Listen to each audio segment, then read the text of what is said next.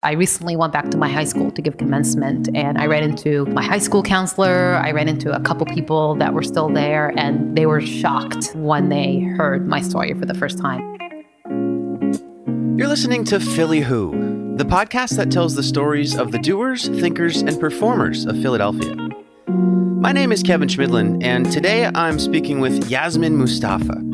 Yasmine is the co-founder and CEO of Roar for Good, a social impact company reducing assault against women through wearable devices. Before Roar, she founded and later sold a blogging software company called 123 Link Kit, and she's also the founder of the Philly chapter of Girl Develop It. Yasmine is originally from Kuwait, and her Philadelphia story began as a child when she and her family were suddenly evacuated to the United States as refugees of the Gulf War.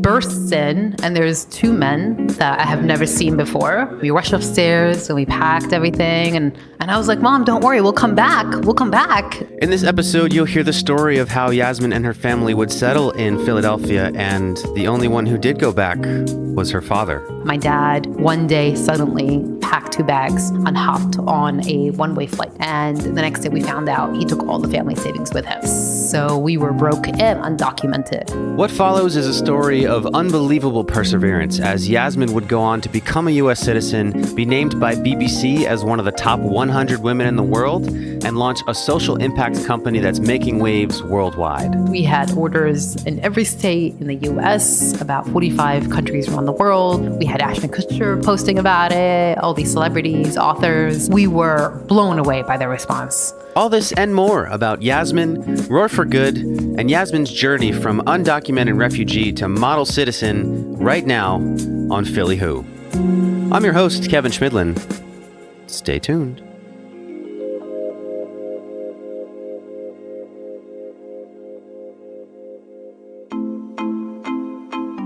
So, while some Philadelphians like me are born, raised, and make a life within a stone's throw of the Delaware River, Yasmine Mustafa's story begins halfway across the world in the country of Kuwait.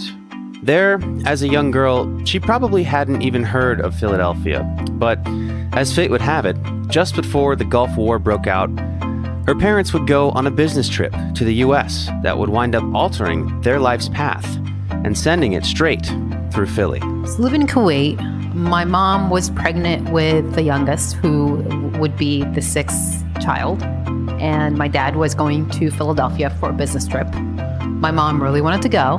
My dad said no at first. She convinced him to make it happen by having her mom come over and stay with us.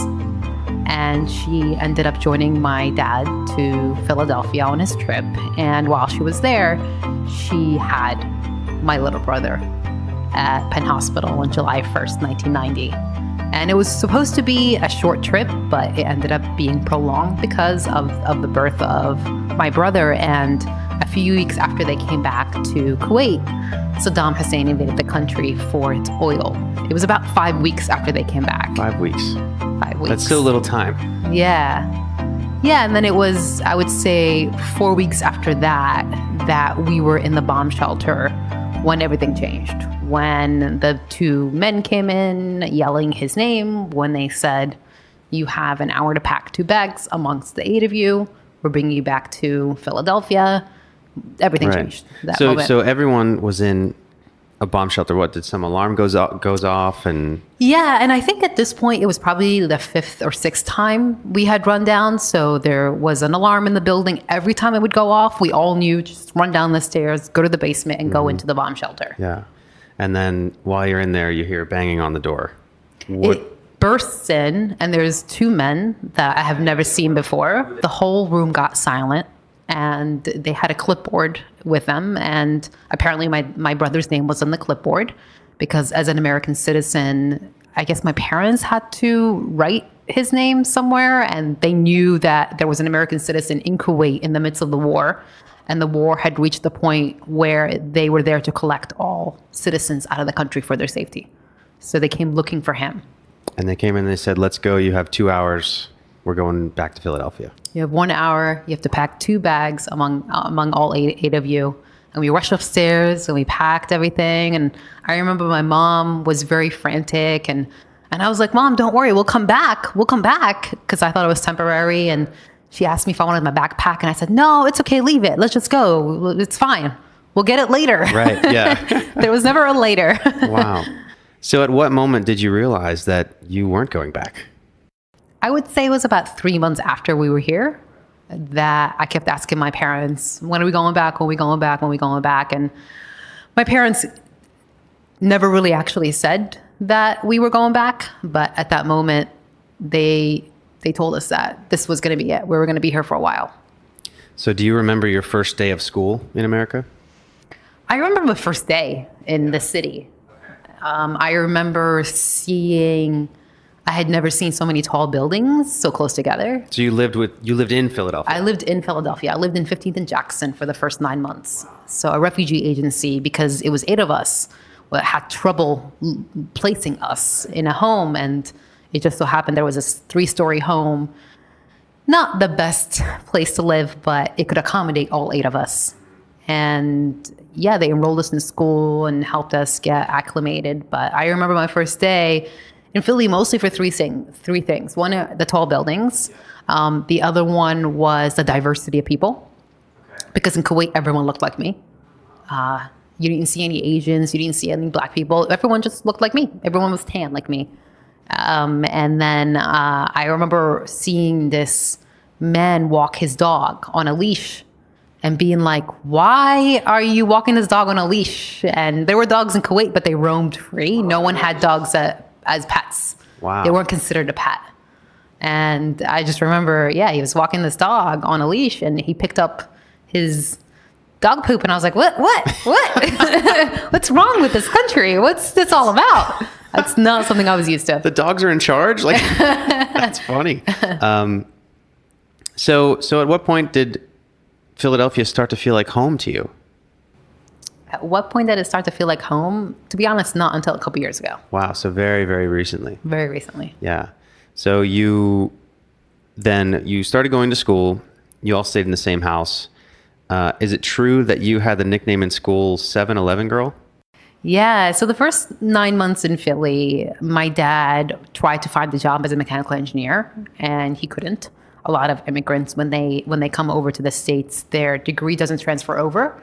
And he was very stubborn. He said, no, I'm an engineer. I identify as an engineer. I'm going to be an engineer. And he went for interview after interview and didn't have any luck. And it was once our money kind of ran out 9 months in, he decided to finally swallow his pride and say, okay, I guess I will not be an engineer again, and started looking for other work. And it just so happened that he had a connection in the suburbs in Royersford, and that there was a 7-Eleven for sale. And he decided that in order for the family to survive, he was going to go purchase that as a franchise and move all of us to the suburbs. And we were going to work there. It was going to become a family business. Gotcha. So you worked at 7-Eleven? Worked at 7-Eleven. And it just so happened to be right across from the middle school and right across from the high school. So everyone, all my classmates, everyone in school knew the family because it was the hangout spot kind of after school or before school. Right. After school Slurpees, of course. Yeah, Slurpees. 7-Eleven day was the most popular day. And 7-Eleven girl was my nickname. So all this time, you are technically not a citizen in the U.S., correct? I didn't know anything about being a citizen until I started applying for college. So when I started applying for college, I came across this field asking for a social security number. I didn't know what it meant. I went to my mom. She went to my dad. He reached out to a lawyer. And then a few weeks later, we received shocking news that we were not considered citizens. We weren't actually even considered to be legal in the United States. That even though we had been brought over as refugees, something fell apart in the system and we were considered undocumented and illegal. So somebody, I guess, just dropped a ball and the documentation never came through? I still don't really know what happens. Apparently, we had a year to apply for citizenship, and my parents say no one ever told them. Yeah. And we never did. Yikes. So you spent, how long did your dad own that 7-Eleven? 10 years. 10 years. And then is that when you went to college? I had a curveball in that after I became undocumented, I realized that I couldn't apply for college because one of the requirements is a social security number. So after I graduated high school, I was trying to figure out what was I going to do? What could I do? And of course, we were applying to become residents and thus citizens, but it would take a few years. It wasn't instant. And right after graduating, my family decided to sell the 7-Eleven store. And shortly after that, my dad, one day suddenly on May of 2000, packed 2 bags and hopped on a one-way flight to Jordan. And the next day we found out he took all the family savings with him. So we were broke and undocumented. So he just left? He just left. Yeah, he thought we were not going to win our immigration case. It was taking too long to hear back. By then, it had been 3 years. And he also thought we were becoming too Americanized. And he wanted to take us back for our safety, is how he put it. Right. And so did he think that you would go with him? He wanted us to go with him, and we did not want to. No. So he got mad and left. Wow. So then what, at that point, what do you even do? You know, you're not a citizen, you have no savings. What did the family turn to? The funny thing is, I had been kind of lost trying to figure out what I could do, and that made the decision really easy. So broke, undocumented. Well, the only thing we could do is try to get an under-the-table job to survive, and that's what we all did. So I remember the next day my mom telling us that he had closed the bank account and hadn't left anything in it. And us looking around at each other like, okay, now what? What's going to happen? And all of us making the plan to get jobs under the table, pay cash, easy to go unnoticed, do what we needed to do to live. So then how did you wind up attending college, even though you didn't have citizenship? My mom. When I was 19, I had really excellent grades in school. School was my refuge. And my mom one day, I don't even remember when it was. I remember I was 19 years old. She stormed down to the Montgomery County Community College without an appointment to see the president, waited for 2 hours. Demanded to see the president of the college. Demanded to see the president without an appointment, waited 2 hours. And then she was let back, sat across from her, told her our whole life story, something we never had done before to anyone outside of our family, for fear that if the wrong person found out, if we told someone that became upset with us, they would go and report us to ICE and we would be deported. And we were in this kind of middle ground of, do we want to be sent back to a country that we felt no affinity to, while trying to stay at a country that didn't seem like wanted us? And so we kept our status a secret and our situation a secret. And my mom decided to go for it and let it all out and tell this woman for the first time about how we came as refugees, how we discovered we're undocumented, about the 7-Eleven store, my dad leaving. And at first the dean said, I empathize, but there's nothing I can do. My hands are tied. And my mom said that she stared at her and said, well, then call the police, because I'm not leaving unless you let my daughter go to school. My daughter deserves a chance at an education. And the way she describes it is they got into this staring match where my mom said it felt like 10 minutes, but it was probably less than 2 minutes.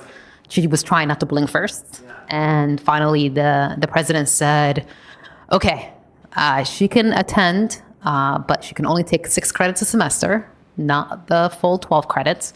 She has to pay out-of-state tuition, and no one can know about this deal. And I seized that opportunity. But it was all because of my mom. Have you spoken to that president since then? No, but it's funny you ask, because I've been trying to find her. Wow. Yeah. So you attend, what you said it was Montgomery County Community College. Part-time. 4 years. Yeah. So 6 credits a semester means that you have to attend for 4 years to get your associates. And I did just that. I took 6 credits a semester, including summer, for 4 years to get my associate's degree. Wow. While I worked 2 jobs making $5 an hour. Oh my goodness. And then you went to Temple. And then I went to Temple, and that was easier, believe it or not, because I had an associate's degree, and the assumption was, oh, well, she must have her documentation. And anytime I would be asked for my social security number, I'll just be like, yeah, I'll get it to you. I got it. Oh, sorry, I forgot. And I just started avoiding the admissions office so I don't run into anyone. And I finally received legal residency the last semester at school. It was 2006. So we're talking the better part of, this is a decade, right? That You were attending school? 7.5 years. 7.5 years. So you had to have at some point in this time thought that, was there any point where you were afraid that you might be deported? I did not want to get too close to other people, especially Americans. I did not tell anyone about my status. I recently went back to my high school to give commencement, and I ran into my high school counselor. I ran into a couple people that were still there, and they were shocked when they heard my story for the first time, because I just never let anyone know for fear again. And as an adult now, it sounds irrational, but I thought if I got close to someone and I let them know and then they became upset with me, they'll go and report me and I will not be here anymore. And I didn't want that to happen. So it was a lot of walking on eggshells a little bit, not wanting to have anyone find out, but also trying to do whatever we needed to do to get by. So tell me about the day that you got your citizenship. The day I got my citizenship was one of the best days, one of the happiest days of my life. It was around 6 years ago. It was April 19th, 2012 at 10:39 a.m. And I intentionally looked at the time because it meant that much to me, because I had been waiting for that day for so long. And the reason it meant so much to me is I feel like from the moment I found out I was undocumented to that day, I kind of felt like a leaf blowing in the wind. Like, where do I fit in? Where do I belong? Where am I? And the day I found out I was undocumented, I remember having this out-of-body experience where I was kind of looking back and looking at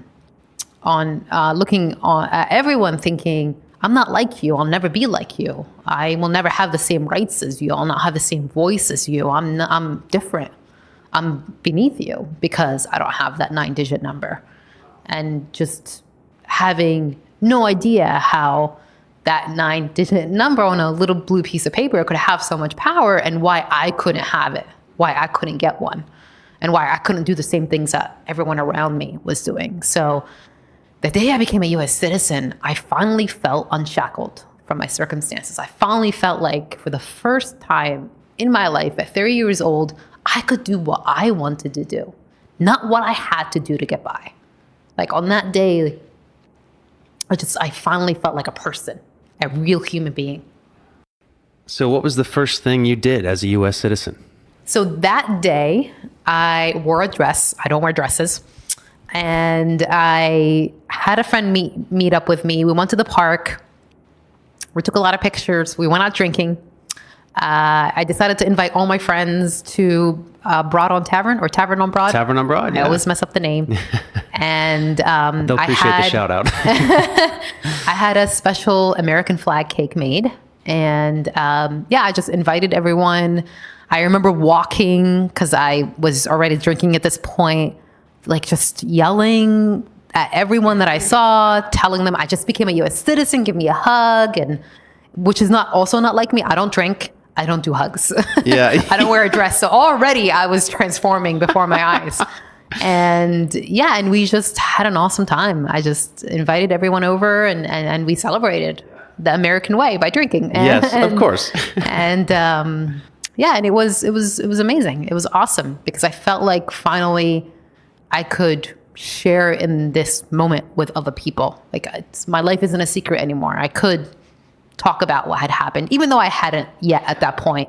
But there was nothing to be afraid of. I couldn't be deported. I couldn't be sent back. I belong here. Yeah. Did you find it easy to open up and sort of stop walking on eggshells, as it were?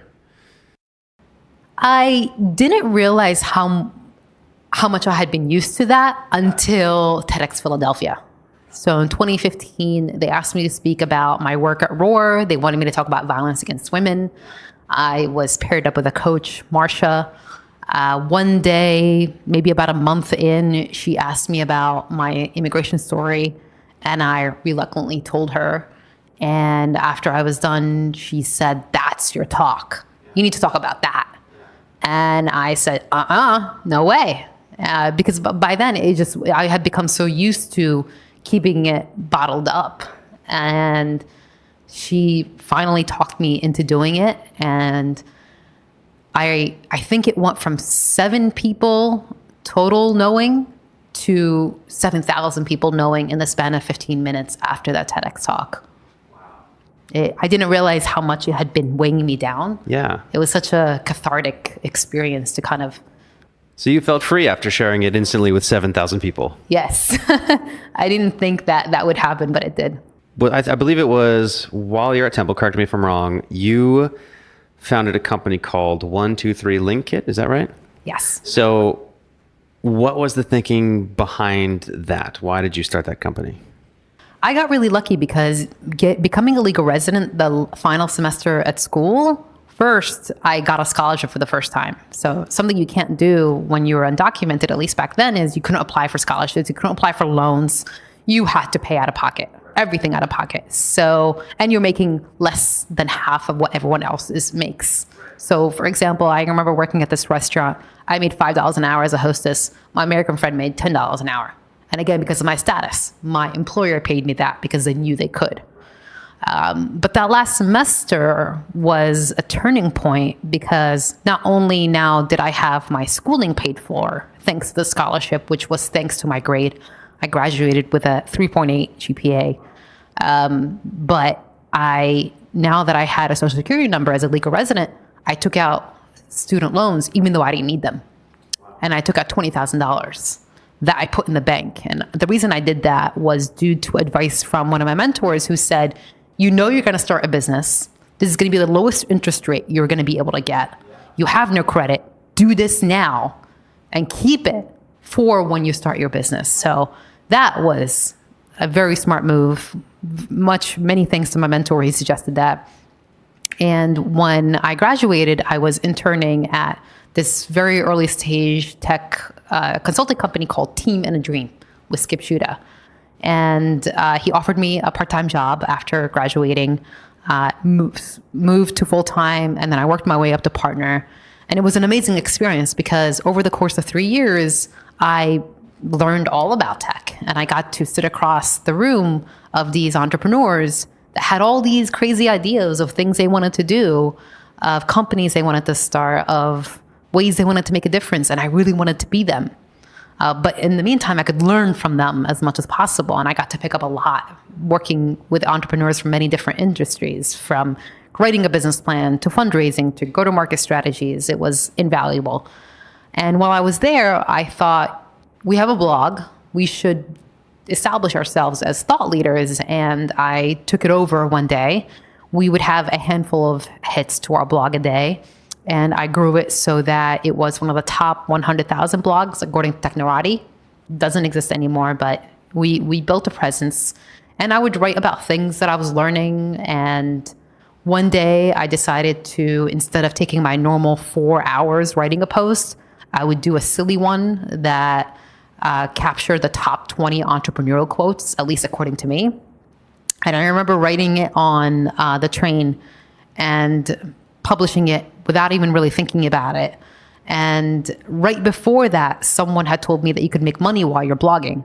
And I'm still really poor at this time. I'm looking for any which way to make money. I'm still like picking pennies from the sidewalk if I see them, sticking my fingers in the payphone slots. And they helped me put some ads up on the site, and I kind of forgot about them. Anyway, I published this post, and of course, that's the post that took off. Right, the one that isn't even, given a second thought. 20 minutes, that's all. And that's the one that makes it. And it ends up being on the front page of Dig and Stumble Upon, and I'm really aging myself right now. But then a couple months after that, I got 2 checks in the mail. And I think they equaled, I don't know, maybe $150, $170. But I was like, wow, like we just put these ads up. It didn't take that long.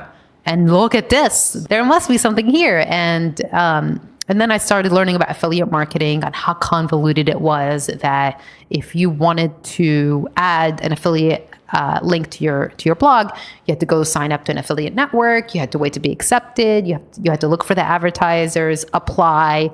Once you got accepted, you had to go find a product keyword, get the link, go back to your blog, add it to the code, publish it.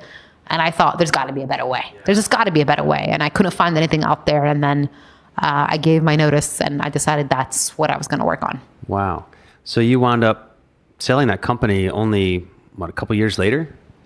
2 years later, I got really lucky because I was thinking of shutting the company down. I wasn't sure where we were going.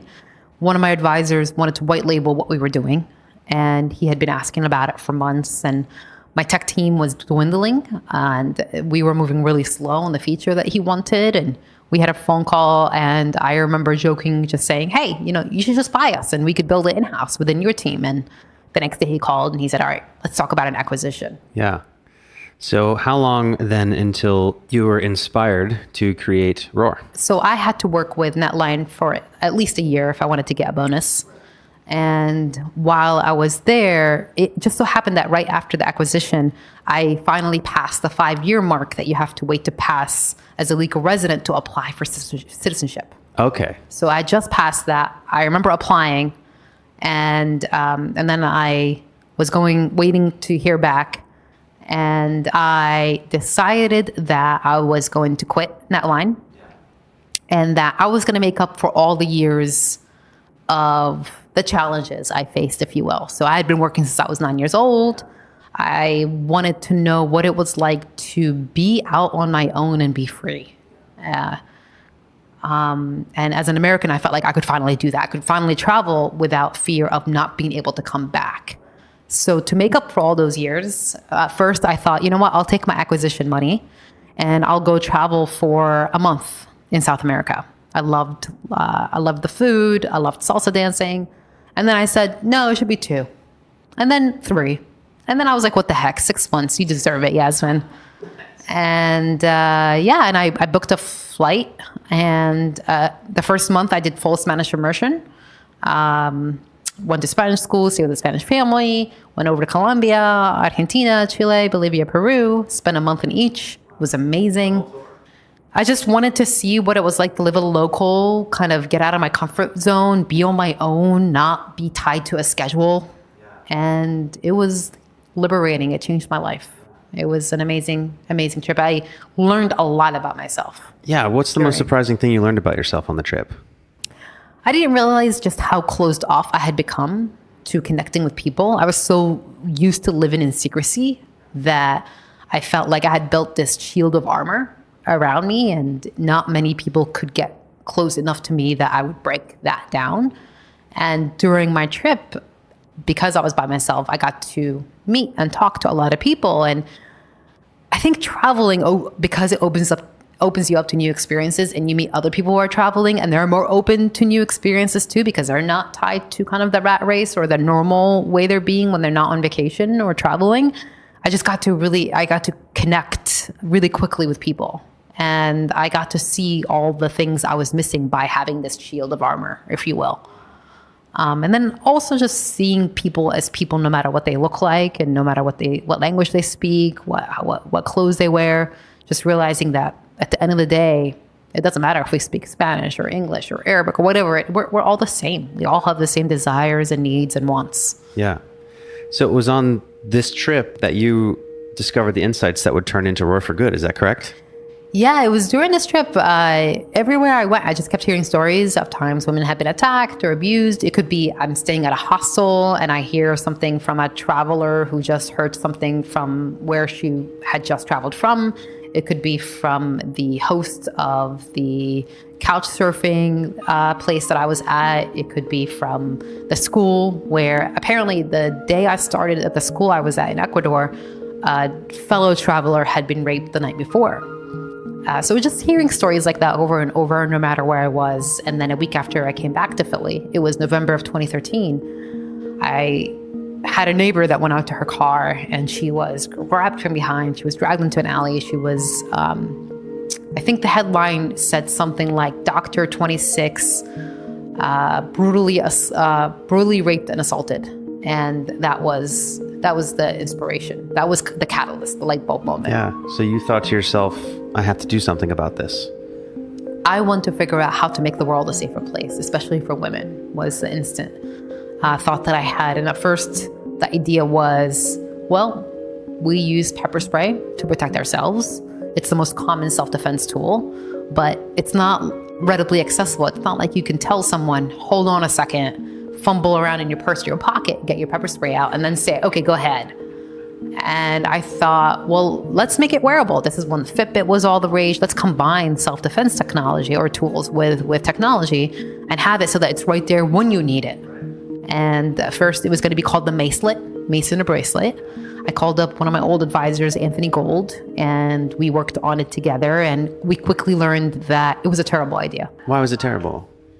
Because even though pepper spray was the most common form of self-defense device that women had, the industry itself had not innovated in 80 years, and that the industry was created by men initially to protect themselves against animals like bears and wolves, and then they started selling it to other men.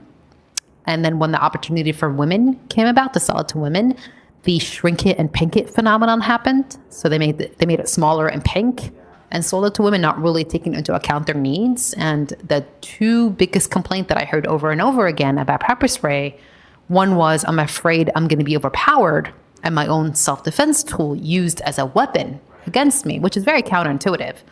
And two is, I'm afraid I'm going to use it on myself accidentally, that I spray it, the wind whips back, now it gets in my eyes, now I've hurt myself. And I'm going to be attacked. So found that it was a terrible idea. It's also outlawed in 26 states if you get it on your skin. So if it's a bracelet, you get a rash, it itches. So there's many, many different reasons, but it's just not working. Yeah. And then came up with what women would want and found that women wanted something discreet, something that can deter an attack, call for help, and cannot be used against them. And then took those 4 criterias, worked with a product designer and a mechanical engineer and electrical engineer to develop Athena. Right. Where did the name Roar come from? We were trying to think of what a good name would be that symbolized empowerment. And we were in the office going through a brainstorming session, and we were stuck, and my developer got in his car to go home, and Katy Perry's Roar came on. Oh, the song Roar. The song Roar. And he called me and he's like, Roar, we should call the company Roar. And I was like, yes, roar for good, because we want everyone to roar for good. Because even at the very beginning, we didn't want to just build a product to build a product. We wanted to create a movement. We wanted to tackle the issue of violence against women at the core. And early on, we decided to become B-corp certified. And we decided that we were going to have this roarback program where for everyone that we sold, we would reinvest a portion of the proceeds in nonprofits that went into schools and taught empathy and consent and healthy relationships, the same type of programs that have been proven to reduce assaults and harassment and abuse in the first place. Right. So that's great. So instead of just treating the symptom, you're working on solving the root cause. That's funny that it's named after the song. Do you think Katy Perry has been notified of this? We reached out to her manager once. We never heard back. Yeah, it would have been awesome. We'll have to get that to her. And so now, what about Athena? Where did that name come from? I was in an accelerator at Dream Ventures, and they had a Athena cohort for women entrepreneurs. And once I learned what Athena stood for, which is it's the Greek goddess of wisdom, power, and justice, I thought it would make the best name for the device that we wanted to build. Because we knew we did not want to use any fear-based marketing strategies or ploys. We never wanted to have a guy in an alley or do anything that used or provoked fear to get someone to buy. We really wanted to come from a place of confidence and empowerment. And Roar for Good and Athena symbolize that. So then you have this concept of the Athena, of the wearable device. It's time to manufacture. You decided to crowdfund, correct? Mm-hmm. So before you launched the crowdfunding campaign, what were your expectations for crowdfunding? I knew that crowdfunding would be a really great way to get a lot of buzz really fast. And I thought it would be a really great way to validate the idea. My co-founder really wanted to use it for validation. I really wanted to use it for marketing. So we combined both those energies, and we thought, okay, well, if this is really going to be something, the crowdfunding campaign would really tell us. It would be a signal from the market that we're onto something or not. Yeah. So how did it go? Well, we kept pushing the date back. One of the things I didn't anticipate was it was a full-time job setting up the campaign. So we prepared for 3 months before the crowdfunding campaign, getting the copy just right, getting the video made, lining up the PR contact, lining up our own contacts. It was a lot more work than I thought. Even just one of the biggest things that we did early on is we went and talked to other people who had done crowdfunding, and we made a list of the lessons learned that they had. What are the things they wish they would have done differently to make sure we incorporated it into our process. And I remember so many people saying, once you're live, it's going to be a full-time job on top of a full-time job. And me laughing, being like, oh, and not for me. For me, it's going to be different. Yeah. For me, it's not going to be like that. And realizing really quickly that they were right. But yeah, no, we launched it. Our goal was 40,000. That was going to be just enough for the tooling of the device.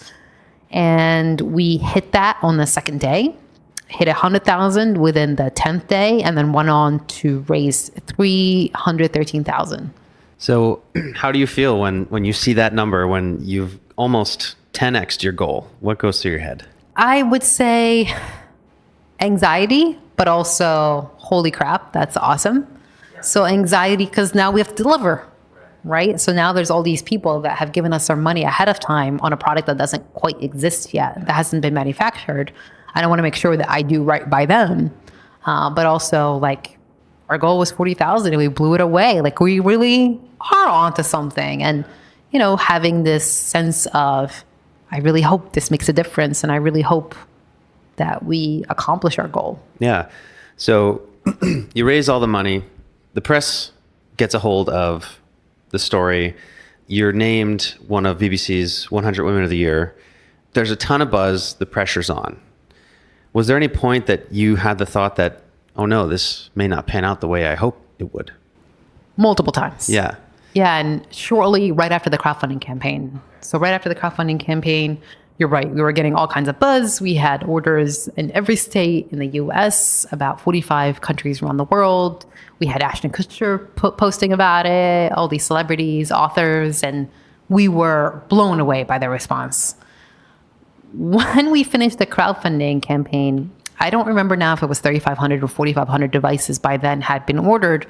And we went to our manufacturer to kick off design for manufacturing, the DFM process, when they dropped us. So at the very early on, to go back to what I said earlier in terms of talking to a lot of people that had done crowdfunding campaigns before and what they learned, one of the things that I kept hearing again and again was it's going to be really hard to find a manufacturer that can do low volume.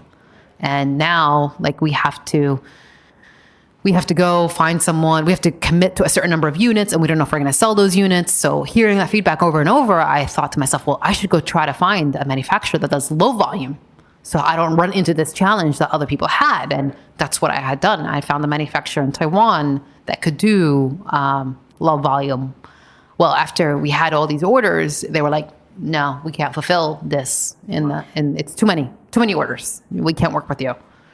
And they dropped us. So we had promised our backers that we would ship within 9 months of the campaign.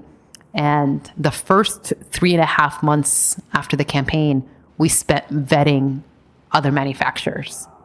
It was a really painful, laborious process to go through the whole RFB process again, the vetting, flying out to look at the factory, and already we lost 3.5 months. Yeah, and then you still have to go through tooling. You still have to get the first batch. You still have to build everything. You still have to set up the assembly line. You still have to go through EVT, PVT, where you build, you test, you build again, test again. So we lost a good chunk of time because of that. That was one of the hardest thing to go from the rise and success and news of the crowdfunding campaign to the devastation of, already we're behind on delivering on our timeline. Already we're going to be upsetting our backers. Right. So what about Roar for Good most excites you today? I would say we get some really nice emails from customers that talk about how they have changed their life based on being able to use Athena. Or enhance their life by having the tool, like real estate agents who use it when they show homes to strangers, empty homes to strangers, parents who are giving their kids independence for the first time and getting them on public transportation within Athena and feeling safe, that peace of mind that they have it if they need it.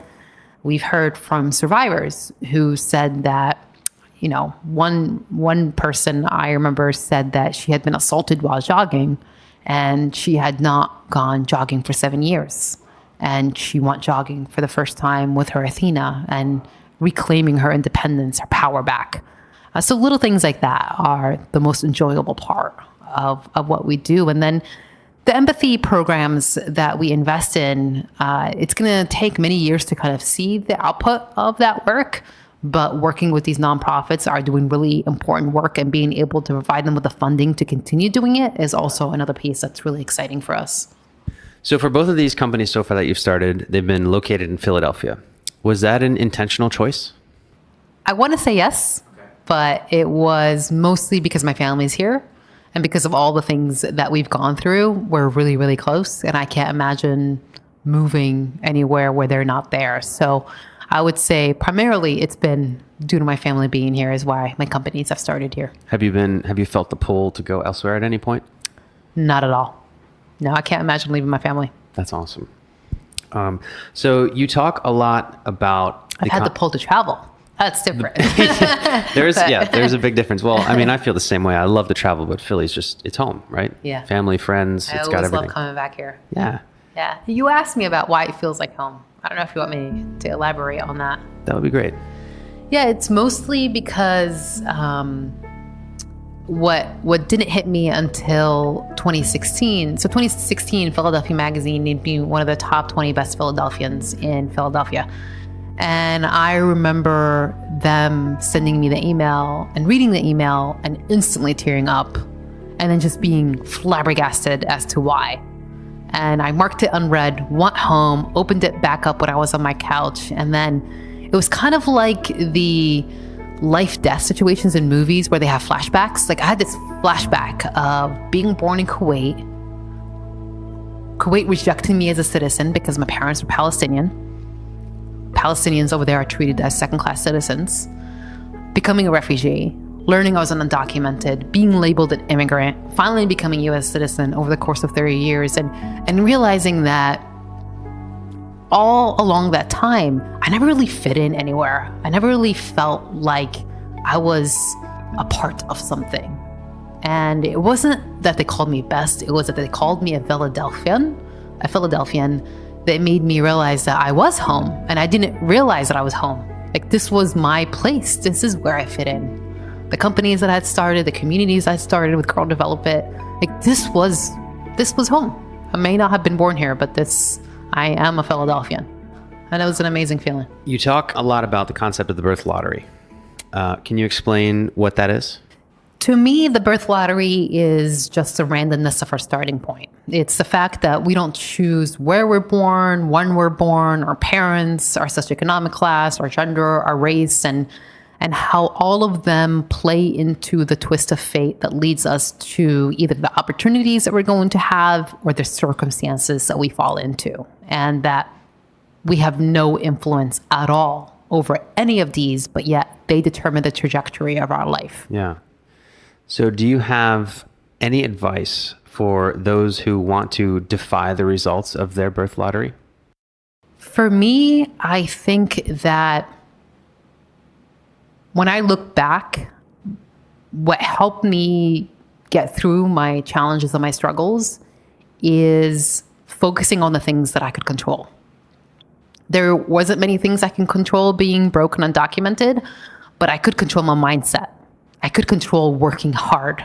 I could control going to school. And I decided to focus on those with the outlook, a positive outlook, even though sometimes there's moments of despair within that these are the things that the more I do, the more I focus on, that are going to get me out of my situation. And when I have bad days, I think of that and I get up and I go do it because I see the light. I see them as being the light at the end of the tunnel that are going to get me out. And that's what really, really helped me. Other than just, basic words of encouragement, if you could send a message to yourself in the past, would you? And if so, what would you say? I truly believe that without all the experiences I had, I would not be the person who I am. So when people ask, do you have any regrets? I don't see any regrets. I see a lot of opportunities of growth that I've had that have helped me become the resilient person that I am. So I don't know if I would give myself any type of feedback. If I could, I would just say, keep going. It gets better. It gets better. If you could send a message to every Philadelphian, one message, everyone gets it, what would you say? I would talk about the birth lottery. I really think the birth lottery concept is really profound in helping people see each other as humans first versus labels or generalizations. And I think if we all took the time to really ponder our starting point and how random it is, I think we would empathize with people who are not like us more, and that we'd be better citizens. What do you think is the biggest challenge facing Philadelphia today? Biggest challenge facing Philadelphia today? I think we're seen as New York and San Francisco are kind of the top cities I feel like we always get compared to. And right now I'm just thinking within tech. So I feel like we get overlooked, even though we have such amazing things happening here in Philly. That the crime rate is down, but I feel like their perception is that we're very gritty and dirty, and there's a lot of violent crime here, that it's very walkable, the cost of living is very cheap, there's a lot of great open green spaces.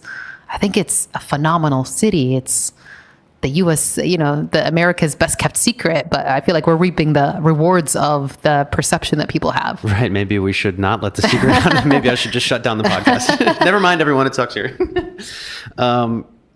What's the most encouraging thing you see in Philadelphia today? Well, right now at this very moment, I love that we're a sanctuary city. And it really means a lot due to my personal values and where I came from. And I'm glad that our mayor stood up to the administration and kept us a sanctuary city despite everything that's happening. Yeah, it's a place where refugees can go and know that they can get a new start. And having it be where America started. Right. For it to tie back to that, I think that's pretty perfect. Amazing. We haven't forgotten our roots. Is it true that you idolized Allen Iverson growing up? Yes, it is. Why? I was really into basketball. I was a big tomboy, and I followed the 76ers. And while Allen Iverson was picked as the number one draft, and he started playing, and he decided to defy the image of an NBA athlete by wearing his clothes and doing his hair the way he wanted to do it unapologetically, I took notice. I really admired that in him.